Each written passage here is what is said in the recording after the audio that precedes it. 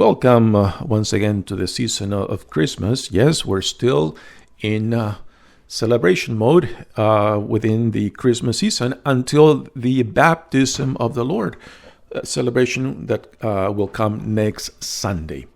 This Sunday, we celebrate the solemnity of the Epiphany of the Lord. Epiphany meaning manifestation. If I was to give a title to this reflection, it will be this: the God of surprises. The God of surprises. Because in the Old Testament, as well as in the New Testament, God continues to surprise the world, not only the people of Israel, but also the world and us. And this is a wonderful thing to contemplate and to meditate, because when we close the door of mystery, then we basically close ourselves off with the possibility of being surprised by God. And this is something that comes up in today's celebration of the solemnity of the Epiphany of the Lord. I'm always worried when I hear religious people speak with absolute certainty in the name of God. The older I get, the more questions I have about God and how to speak about God. Growth in knowledge and wisdom makes it quite clear that the depth of our ignorance is much deeper than what we think we know. For me,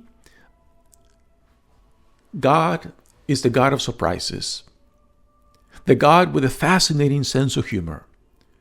When God decided to take flesh in Jesus, He took the world by surprise. His own people did not recognize Him. The religious experts of his time rejected him, while the least likely people seemed to recognize who he was. The known sinners, prostitutes, those that counted for nothing in the world, they recognized him. He was born in a stable, and the first people that came to visit him are a revelation in themselves. In the Gospel of Luke, shepherds come to visit him. Shepherds were not highly regarded people.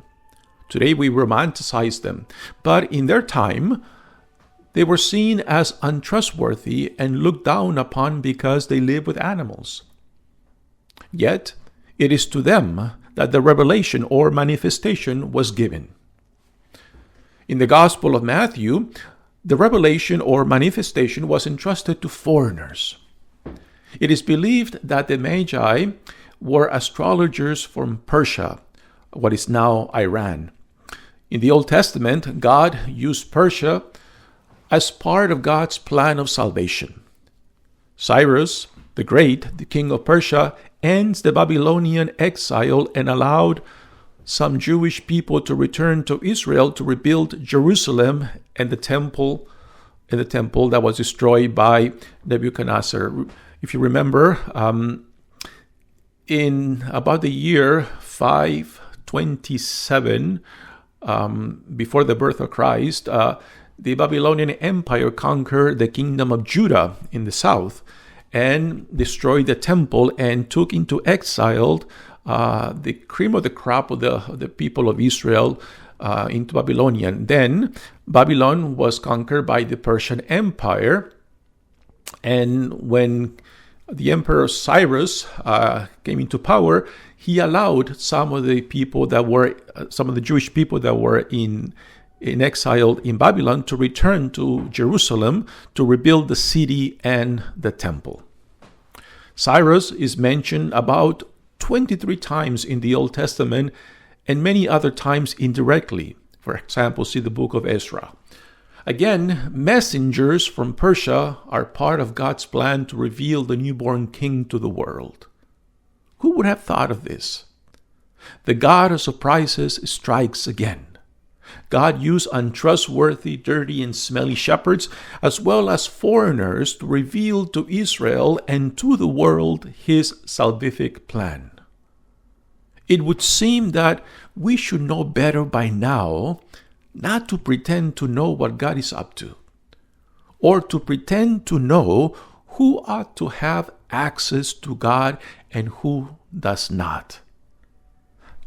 Only God decides this. Only God decides who has access, and who does not, and where God is and where God is not. Again, it's amazing how we keep fooling ourselves into pretending that we can determine that for ourselves, so that we can tell God where God should be and where God should not be, and who should have access and who should not have access. Again, this is something that only belongs to God. It is refreshing to often hear Pope Francis speak not with pretense of absolute certainty, but rather through the lens of mercy and compassion. Pope Francis seems to leave the door of mystery open enough to be surprised and humored by God. This is truly refreshing. When we pretend to speak with absolute certainty in the name of God, we seem to lose sight of the most revealing attributes of God: mercy and compassion. When we speak or act with absolute certainty, we take away from God what belongs only to God: judgment. The only absolute is love, and this is the attitude with which Jesus lived. May we never lose the capacity to be surprised by God.